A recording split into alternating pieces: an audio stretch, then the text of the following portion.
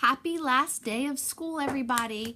I am coming in today to wish you a fond farewell for the summer and talk to you about a couple things. But first, Mrs. Nauman is a book girl, and I find it really important that you need to continue to read this summer. And then I also believe in a growth mindset that you can do anything that you set your mind to. So I'm going to start you off today with a book called The Koala Who Could by Rachel Bright and Jim Field. The Koala Who Could.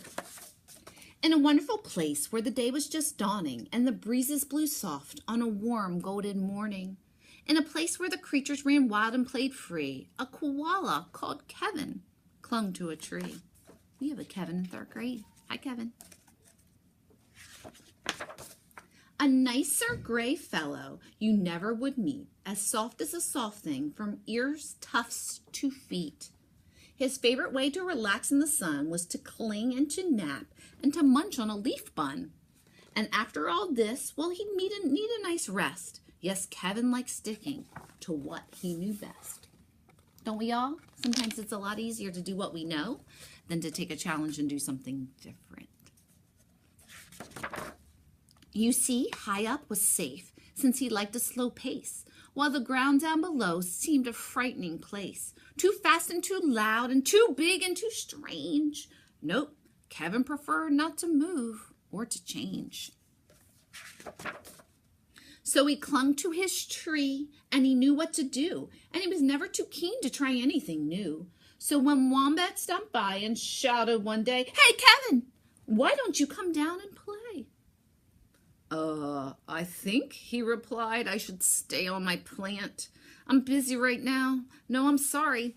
I can't." Was it he can't, or was it he didn't want to? Let's find out. "Why not?" cried the Ruse with a super loud cheer. "Yes, why?" called the Dingoes. "There's nothing to fear." But Kevin, who never been in one to act fast, said, "I've got clinging to do, but it's nice that you've asked."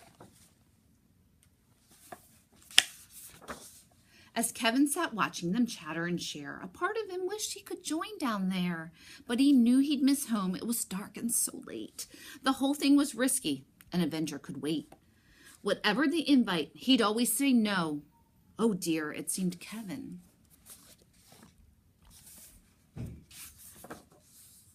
just couldn't let go. He's so cute. So his life was the same, no matter the day. The weeks came and went, and the months rolled away. And Kevin stayed still while the world around him moved round, until he woke to a worrying sound. Time's passing. Kevin's staying still.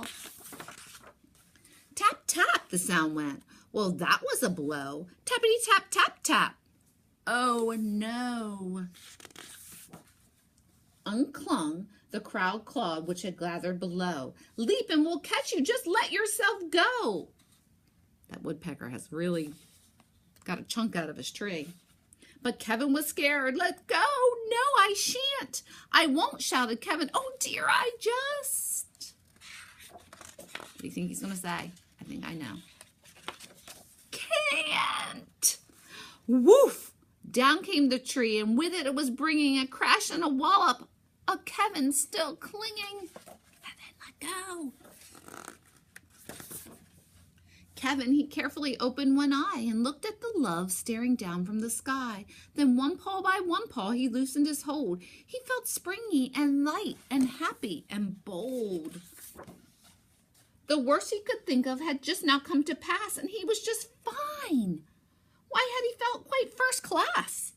So when Wombat leaned over and held out his paw, Kevin no longer felt worried or doubt. When Dingo asked, "Now will you come out to play?" the crowd all joined in a "What do you say?" And even though this wasn't part of his plan, Kevin replied, "Yes, I think that I can."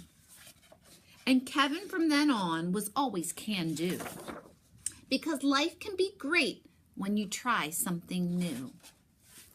I want you all to remember the koala who could, and when things seem hard for you, to really try your best.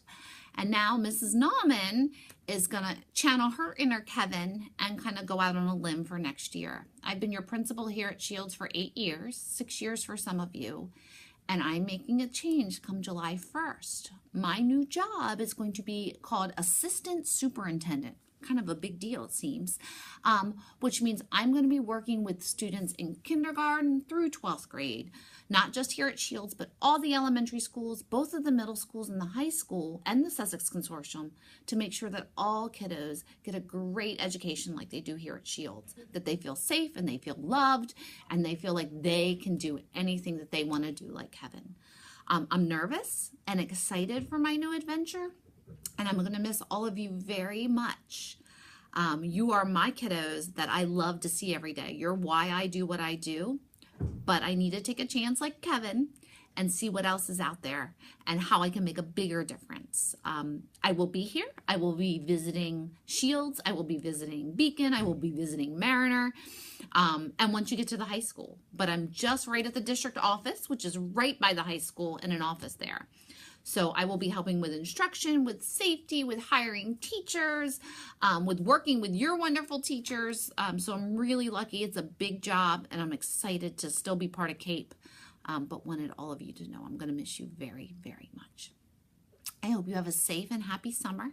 I'm here to July 1st, so if you need anything, let me know. I'm excited for all of you, and we'll be keeping tabs. And you're so super lucky because Miss Corbridge is going to be your new principal, and I couldn't leave you in any better hands than with Miss Corbridge.